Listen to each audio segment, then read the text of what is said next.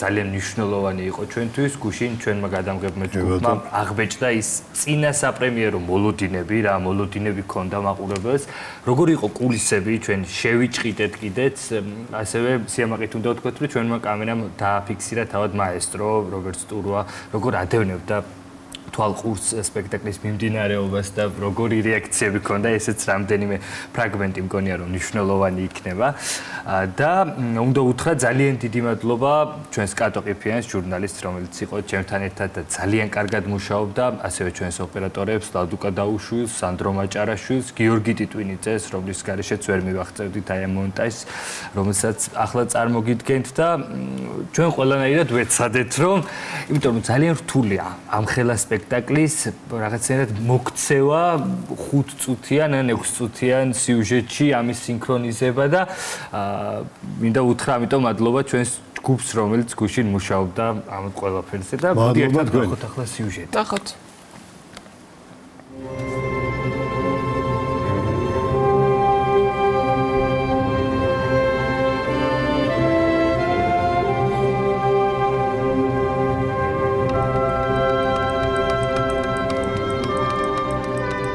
ისეთი განწყობით შედივარ პირველ შეხვედრაზე რომ მივდიოდი შეყვარებულთან. ძალიან საინტერესო იქნება ჩემი აზრით და აუცილებლად მოველი რაღაცა განსაკუთრებულს სტურვასიოსაც ვთქვათ. თავარი ნაწარმოები ჩვენი ქვეყნის პირველად ცოცხლდება ქართულ სცენაზე. როგორი არის თქვენი მოლოდინები? რობიკოსგან ყველაფერია მოსალოდნელი და ამიტომ ვერაფერს ვერ გეტყვით წინასწარ. მიმედით ვარ რომ რაღაც საინტერესო იქნება. ბოლო დეტალები ზუსტდება ამ წუთებში რუსთაველის ეროვნული თეატრის სცენაზე ეს ისტორიული მომენტია უკვე სულ რამდენიმე წუთი რჩება პრემიერამდე როცა პირველად საქართველოს ისტორიაში რუსთაველის ეროვნული თეატრი წარმოგვიდგენს ვეფხის ტყაოსანს რეჟისორის ასისტენტი გალბატონი თეა მარგველაშვილი არის ჩემთან ერთად ახლა და რა დეტალებს გადიხართ და როგორია ღელვა გალბატონო თეა ისეთი ღელვაა რომ ცოტა მეტყველება მიჭირს. აქ რაღაცა სხვა განწყობა აქვს თვითონ ამ სპექტაკლს, რა თქმა უნდა, უდიდესი ნაწარმოების და უდიდესი რეჟისორის შექმნილი მე ვთვლი პირადად, რომ ეს არის კიდე ერთი შედევრი დიდი მაესტროსი და მე პირადად კიდე ერთხელ ბედნიერი ვარ, რომ აი ამ ყველაფრის რაღაცა პატარა მონაწილე ვარ ამ სასწაულის.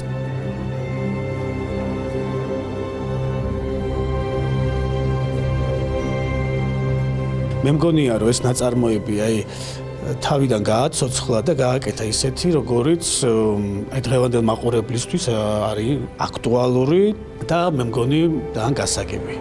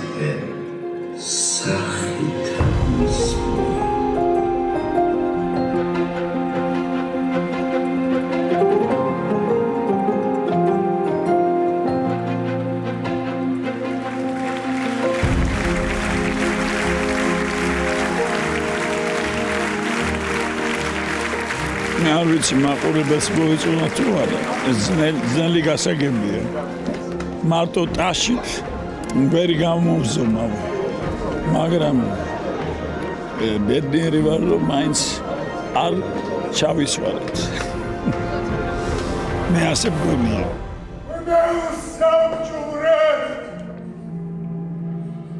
ჯერთი ტექსტი არის მთლიანად რუსთაველის.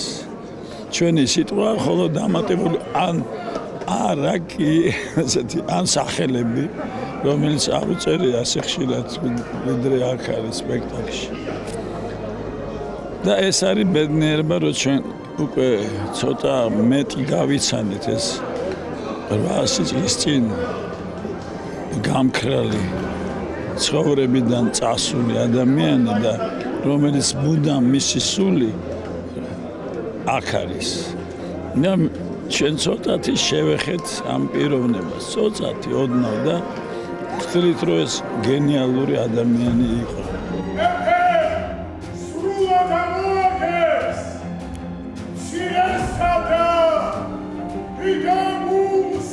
ჩვენგან ალბათ შეფასება ძალიან რთულია, მაგრამ ის რომ ბოლოდინს ნამდვილად გადააჭარბა, ის რომ გაგრძელება კიდევ იქნება, ეს არის დიდი ბედნიერება. მართლა 2000 წელია ჩაფიქრებული აქ და ბოლო წლები განსაკუთრებულ მოლოდინში ვიყავით, იმიტომ რომ მე მახსოვს, რომ მოვდიოდი და ლიტერატურულ ნაწილში იჯდა და რუდუნებით მუშაობდა ამ თემაზე და საფიქრალი ბევრი მოგვცა და ალბათ, როდესაც ამას ყველაფერს გავიაზრებთ, რა მოხდა დღეს ამ სცენაზე, სულ სხვანაირად ალბათ მეორედ, მესამედ და ხშირად მოგვიწევს კიდე ამის ახლებურად გადააზრება.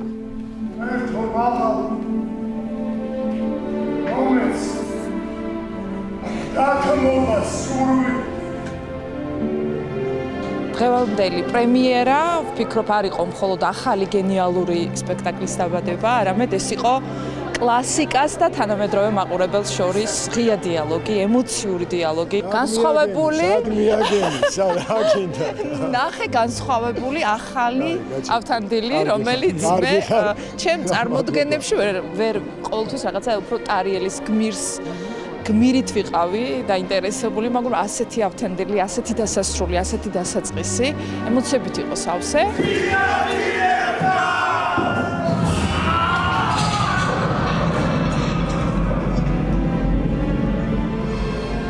მუსიკალური გადაწყვეტა და ყველანაირი მხარე სპექტაკლის როგორც ტურუას ხელმძღვანელობით მიდიოდა, მე ჩემ თავს უბრალოდ როგორც ასისტენტს ისე აღვიქვა. სათქმელი არის მრავალასპექტიანი და მრავალშრიანი, ბევრნაირი. ამიტომ ტურუას სპექტაკლი ბევრჯერ უნდა ნახო, ბევრჯერ უნდა დააკვირდე ყველაფერს. არასათმის არ დავდები უსასილოს